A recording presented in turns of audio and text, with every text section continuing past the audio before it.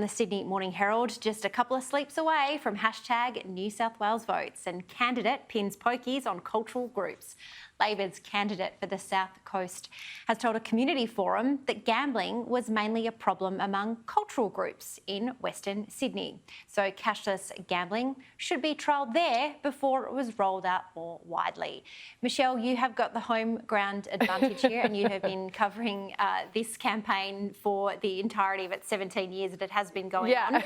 How do you think that this will land tomorrow? Having a crack at cultural groups from Western Sydney, probably not the smartest political move. No, I don't think it is the smartest, and I think we're in that kind of crunch period where you really need to watch your words and watch what you are saying. Like, I'm very shocked at this. And look, regardless of whether it is correct or not, who's to say that it is? I'm pretty sure that gambling is a problem right across the spectrum. I know regional communities are really having issues with it.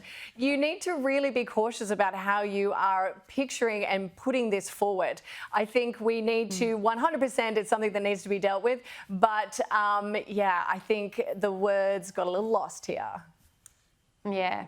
Look, another story that probably didn't get the highlight that it deserved today. A regulator takes aim at flavoured vapes.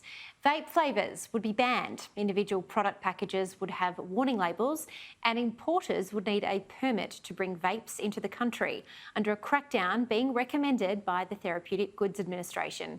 It feels like only yesterday we were talking about the TGA when it came to all things vaccinations, Caro. But vaping, I guess the issue here is a little bit more sinister. I know a lot of reporting has said that children, especially teenage kids, are loving the vape pens, and it's going to be interesting to see how this resonates with the community tomorrow.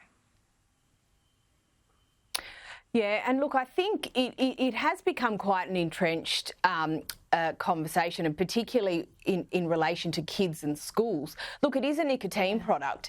It is a nicotine product. We do regulate those. And if they're coming in from overseas, we don't know necessarily where they're coming from, if there's other additives in them. So I can understand that there is a concern around that. I really do. And particularly for people who are obviously getting off cigarettes and vaping instead, you don't want to go from one really problematic product to another really problematic product. So, you know, I don't know enough about this in a substantive sense, but look, it is a nicotine product, and anything that you consume, we need to be careful that it is, you know, safe, I suppose.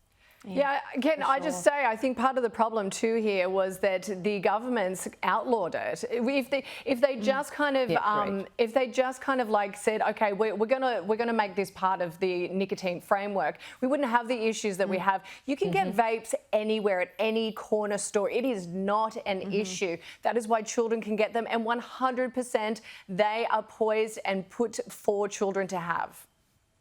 Yeah, the flavours, like something like rose water, and it's very concerning. There's like bubble gum, grape. It's like you can get any flavour. Yeah, definitely different to the old Winnie Blues that I used to sneak out, but yeah, that's another story.